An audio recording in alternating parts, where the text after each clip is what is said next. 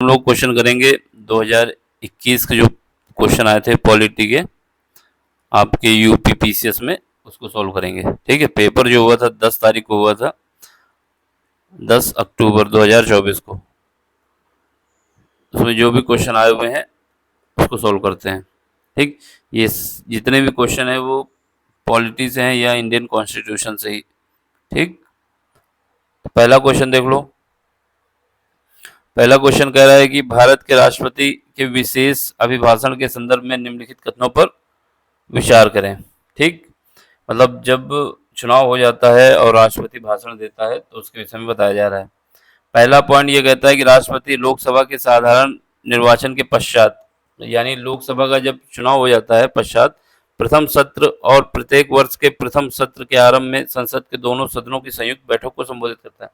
यानी जब लोकसभा का चुनाव हो जाता है तो जो उसका प्रथम सत्र होता है उसको संबोधित करता है, और प्रत्येक वर्ष जो है, प्रत्येक वर्ष के सत्र के प्रारंभ में दोनों, ये दोनों का मतलब है यहाँ पे संसद में राज्यसभा और लोकसभा दोनों की संयुक्त बैठक को संबोधित करता है। ये बात बिल्कुल सही है। ठीक है, इसमें क्या कहता है, वो राष्ट्रपति अपने अभिभाषण में संसद को उनके उसके आह्वान कारणों के विषय में सूचित करता है, यानी उसको क्या कार्य करना है इसके विषय में वो जानकारी देता है। तो ये भी बात सही है।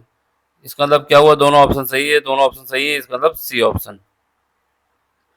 ठीक है, अगला क्वेश्चन है कि हमको ये बताना है कि मौलिक कर्तव्य कौन सा नहीं है। इसमें 3 जो है हमारे मौलिक कर्तव्य हैं और एक जो है वो नहीं है, उसको बताना है। मौलिक कर्तव्य को भाग 4A में जोड़ा गया था। ठीक है, और 51A में ए से लेके 11 तक जोड़े गए थे, 1 से लेके 11 तक। पहले 10 थे, फिर इसके बाद लास्ट में एक और जोड़ा गया था। आपको ये बताना है कौन सा नहीं है। वैज्ञानिक दृष्टिकोण की भावना का विकास करना, ये बात है। सार्वजनिक संपत्ति की सुरक्षा करना, ये बात भी है। संविधान का पालन करना, उसके आदर्शों का सम्मान करना, ये बात भी है। यानी यहाँ पर केवल क्या नहीं है, आम चुनाव में मतदान करना, ये हमारा मौलिक कर्तव्य नहीं है। ठीक है, ऑप्शन ए हो जाएगा। अगला क्वेश्चन देख लो। इसमें कथन और कारण दिया जा रहा है, यानी एसर्शन और रीजन। ठीक, आपको ये बताना है कौन सही है कौन सही नहीं है। पहला, भारत में मंत्रिपरिषद सामूहिक रूप से लोकसभा तथा राज्यसभा दोनों के प्रति उत्तरदायी होती है।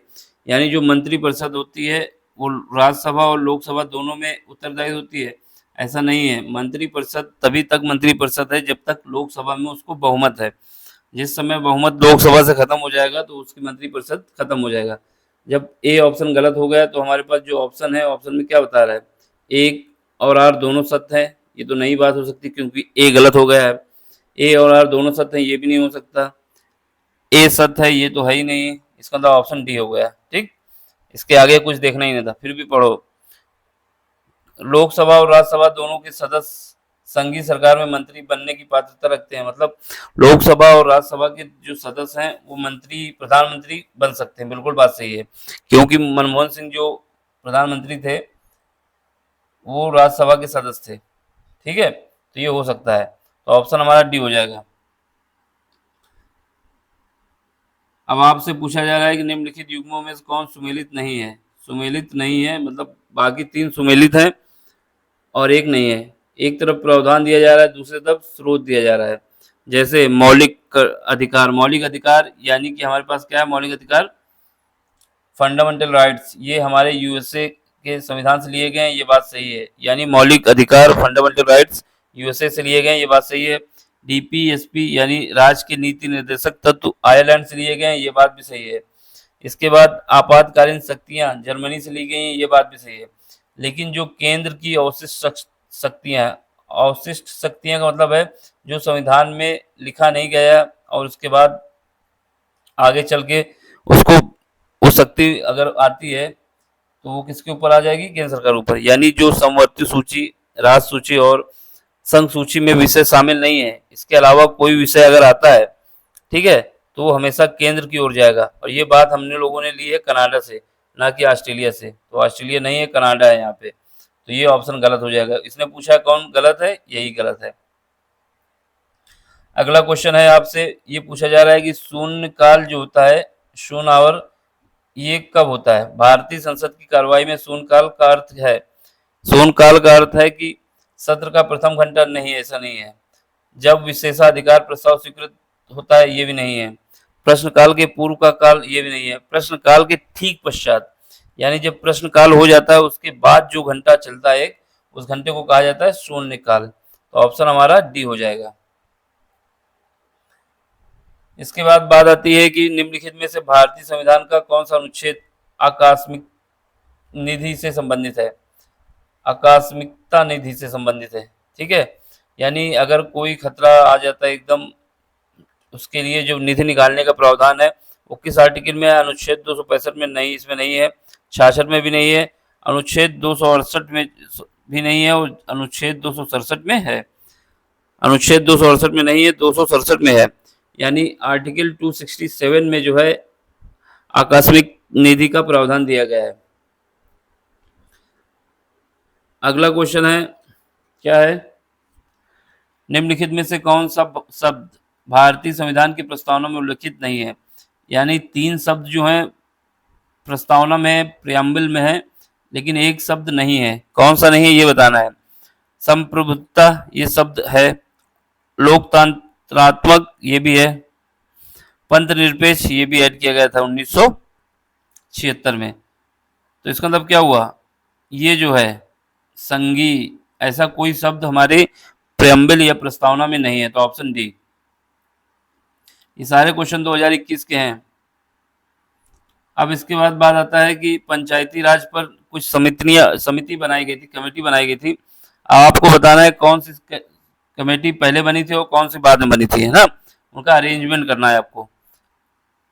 तो पहली अशोक मेहता समिति जो बनी थी ये 1977 में बनाई गई थी, ठीक है। फिर उसके बाद LM सिंघवी समिति जो थी ये 1986 के करीब बनाई गई थी। BR मेहता या बलवंत राय मेहता समिति जो थी 1957 में बनाई गई थी।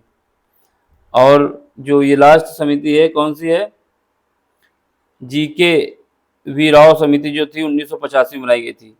अब हमें बताना क्या इनका अरेंजमेंट करना है। तो सबसे पहले कौन सी बनी थी? बलवंत राय, यानी पहले तीसरा आना चाहिए।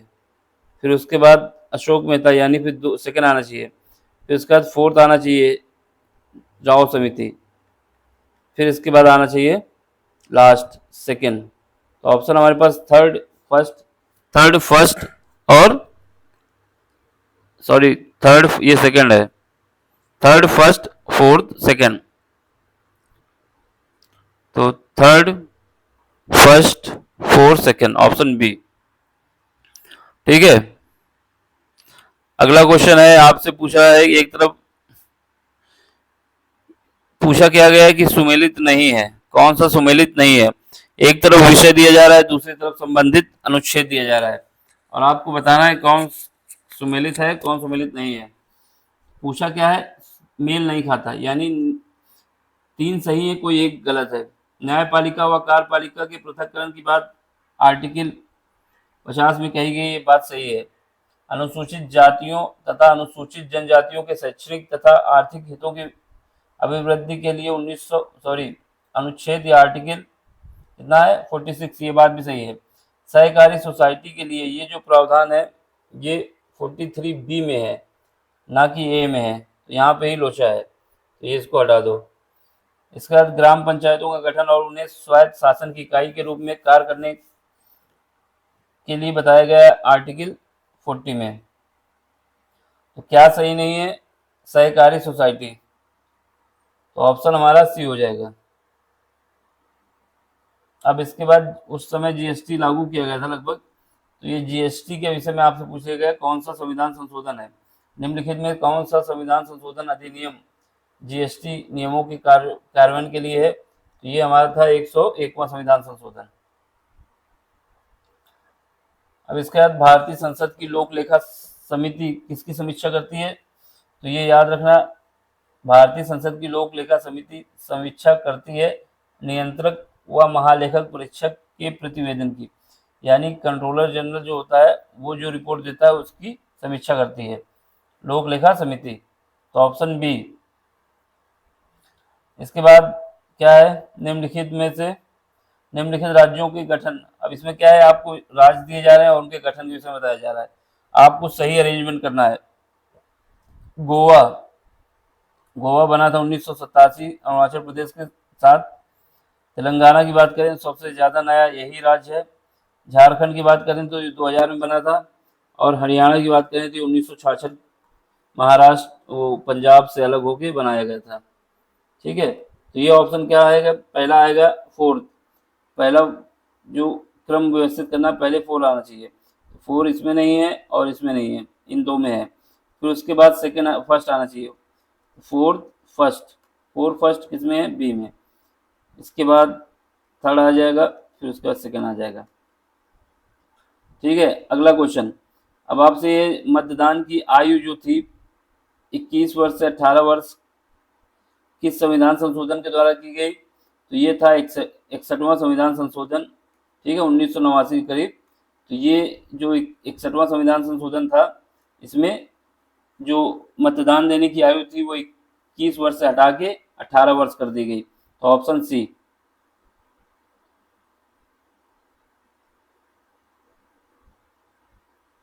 अब इसके बाद क्या है, निम्नलिखित में से कौन सा आयोग समिति की सिफारिश पर भारत में अंतरराज्य परिषद की स्थापना की गई। तो ये कौन सी समिति थी, सरकारी आयोग था, उसने सिफारिश की थी कि अंतरराज्य परिषद का गठन किया जाए, तो बनाया गया था सरकारी आयोग। Option D. अब इसके बाद सिविल सेवाओं में सुधार हेतु पीसी होटा, ये याद रखना, पीसी होटा समिति का गठन किया गया था 2003 नहीं 2004 में किया गया था। ठीक है, पीसी होटा समिति जो बनाई गई थी ये 2004 में बनाई गई थी। किसके लिए बनाई गई थी, सिविल सेवाओं में जो सेवा करने वाले थे उनको सुधारने के लिए। तो ऑप्शन ऑप्शन हो जाएगा हमारा, ठीक है, ऑप्शन डी, सॉरी बी। एक मिनट, इसकी बैटरी डाउन हो रही है। ठीक है, 2004 कौन सी समिति बनी थी, पीसी होटा।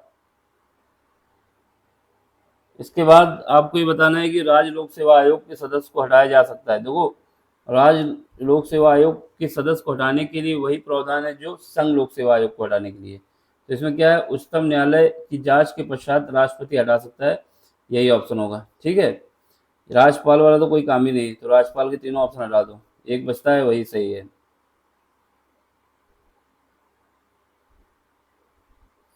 अब इसके बाद ये पूछा जा रहा है कि आप निम्नलिखित में कौन भारत के प्रथम वित्त आयोग के अध्यक्ष थे। तो वित्त आयोग के प्रथम जो अध्यक्ष थे ये कौन थे, श्री केसी नियोगी। तो ऑप्शन बी, ये जो थे वित्त आयोग के अध्यक्ष थे।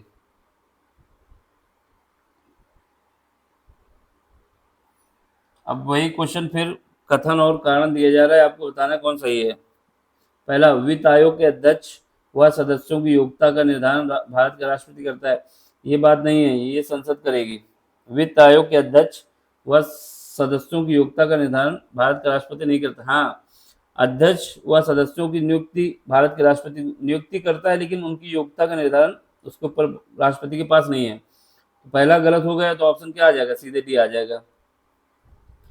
योग्यता का निर्धारण करेगी संसद, नियुक्ति और उनके जो अध्यक्ष, इसके अलावा जो सदस्य उनकी नियुक्ति करता है राष्ट्रपति।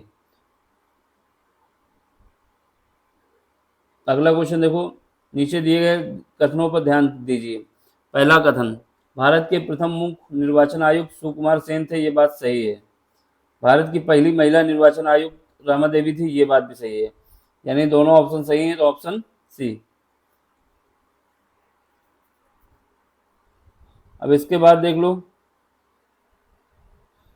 निम्नलिखित में से किस व्यक्ति ने मूल अधिकारों को हमारे लोगों के लिए एक प्रतिज्ञा तथा सब विश्व के साथ किया गया समझौता कहा था।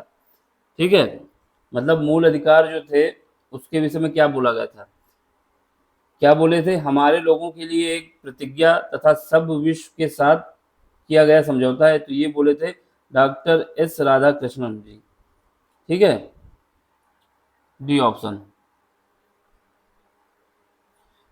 अब इसमें बताना है निम्नलिखित में कौन सा विधेयक राज्यसभा में प्रथम बार प्रस्तावित नहीं किया जा सकता, मतलब कौन सा विधेयक है जो राज्यसभा में की अनुमति के बिना भी काम करता है और राज्यसभा में पेश करें या ना पेश करें कोई मतलब नहीं रहता, तो इसको कहा जाता है धन विधेयक। सबसे पहले लोकसभा में ही जाएगा, ऑप्शन डी। अगला क्वेश्चन है, ये रिपीट हो गया है धन विधेयक। अब देखो, अब क्या है, जो केस हुए थे वाद, उसमें गोलकनाथ वाद कब हुआ था, 1967 के करीब हुआ था। केशवानंद भारती कब हुआ था, 1973 में हुआ था। 24वां संविधान संशोधन 1971 में हुआ। 42वां संविधान संशोधन 1976 में हुआ। तो आपको करना है अरेंजमेंट। सबसे पहले क्या हुआ, गोलकनाथ, फिर उसके बाद 24वां, यानी पहला के बाद तीसरा आना चाहिए, फिर उसके बाद दूसरा आना चाहिए, लास्ट में चौथा आना चाहिए। तो ये अरेंजमेंट है, फर्स्ट थ्री सेकेंड फोर्थ। ठीक, अगला क्वेश्चन लास्ट है।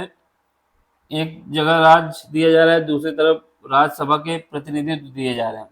तो राजस्थान से 10 व्यक्ति भेजे जाते हैं राज्यसभा में, ये बात सही है। गुजरात से 11 भेजे जाते हैं, ये बात भी सही है। पंजाब से 7 भेजे जाते हैं, तो ये मिलाना क्या है, 7 सही है। और कर्नाटक से 12 हो जाएंगे। ठीक, तो हमारे पास क्या ऑप्शन हो जाएगा, ए का पहला मिलाओ। तो ये कर्नाटक और इसमें चेंज करो, कर्नाटक से भेजे जाते हैं 11 और गुजरात से भेजे जाते हैं 12। तो ऑप्शन आपका क्या हो जाएगा, मिलाओ इसको। देखो, पंजाब से भेजे जाते हैं 7, ये कंफर्म है, पंजाब को 7 दे दो। 7 किसमें किसमें है, डी का 2 किसमें है, एक इसमें है, एक इसमें है, बाकी 2 कट गए। ठीक, अब इसके बाद राजस्थान से 10 भेजे जाते हैं, ये बात भी सही है। तो जब राजस्थान से 10 भेजे जाते हैं तो ए का कितना होगा, ए, तो ये ऑप्शन ए हो जाएगा, यानी ये बात सही है। कर्नाटक से 12 है और गुजरात से 11 है, गुजरात से 11 है, कर्नाटक से 12 है। इसको अरेंज कर देते हैं फिर से। ठीक, राजस्थान से 10 रहेंगे, पंजाब से 7 रहेंगे, गुजरात से 11 रहेंगे और कर्नाटक से 12 रहेंगे। तो ऑप्शन फर्स्ट हो जाएगा। देखो, यही क्वेश्चन थे, इसके अलावा कोई क्वेश्चन नहीं थे इसमें। ठीक, जो कि पॉलिटी सेक्शन से पूछे गए थे। समझ में आया तो लाइक करें, शेयर करें, सब्सक्राइब करें। पेपर का डेट भी दिया गया है कि कब हुआ था।